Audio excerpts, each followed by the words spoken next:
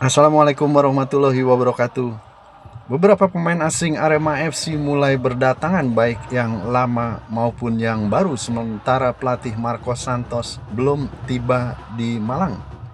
Satu persatu pemain asing Arema FC mulai berdatangan untuk bergabung menjalani latihan rutin di lapangan Dream Pitch Football. Bersama dengan hadirnya pemain baru Diego Landis yang baru saja diperkenalkan oleh klub, beberapa pemain seperti Matheus Blade, Joel Vinicius, Gustavo Franca, Betinho, dan Gabi mulai mengikuti latihan. Serta pemain baru yang belum diumumkan, kehadiran para pemain asing ini semakin melengkapi skuad Arema FC yang perlahan-lahan semakin lengkap. Sebelumnya hanya Wolison Maya dan Julian Guevara yang telah mengikuti latihan sejak awal.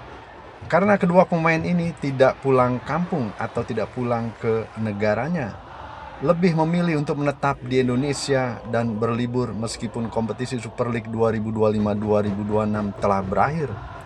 Latihan yang digelar sejak pukul 8 pagi kembali dipimpin oleh pelatih fisik Carlos Ayron yang didampingi oleh pelatih Siswantoro.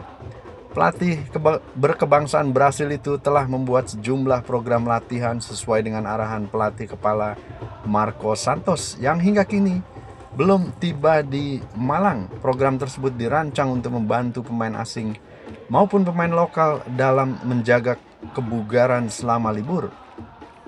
Ditegaskan oleh Carlos Ayron, fokus kami masih kepada pengembalian kebugaran para pemain, tapi kami juga tidak melupakan game untuk mempertahankan atau memulai sentuhan bola kepada para pemain. Ada banyak mini game dan situasi permainan yang realistis dengan melibatkan penjaga gawang.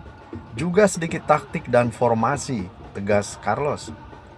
Guna memastikan kondisi para pemain, ia memantau kondisi para pemain dengan perangkat GPS yang dipasang di pemain. Ia ingin melihat perkembangan seluruh pemain tanpa membedakan pemain asing maupun pemain lokal, serta juga memastikan setiap pemain menjalani program sesuai dengan kebutuhan fisiknya.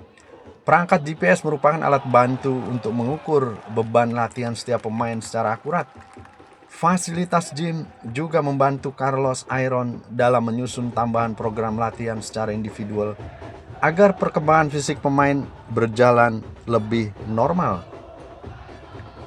Ia pun menyampaikan, kami memiliki perangkat GPS dan juga fasilitas gym yang memungkinkan kami memberikan sesi tambahan kepada para pemain sesuai kebutuhan individu agar perkembangan mereka lebih optimal.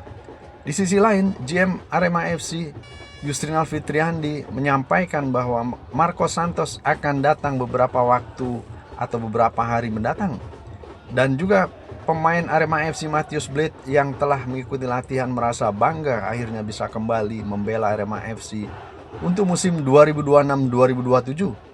Pemain yang bisa bermain sebagai gelandang bertahan hingga bek tengah itu menilai ada modal besar yang dimiliki Singoedan untuk menghadapi musim baru, yakni tetap terjaganya kerangka utama skuad Arema musim 2026-2027. Ia pun menyampaikan optimisme untuk menatap musim mendatang, apalagi Arema FC pun juga akan mengikuti pramusim turnamen Piala Presiden Elite.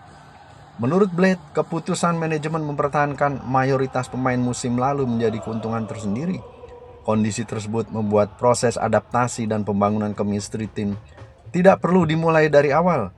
Ia menyampaikan, saya sangat senang bisa kembali ke sini, terutama karena ada banyak pemain dari musim kemarin yang tetap bertahan di dalam tim dan menjadi kerangka utama. Dengan skuad yang semakin komplit ini menjadi bekal berharga bagi Singoedan untuk melakukan persiapan menghadapi turnamen Piala Presiden.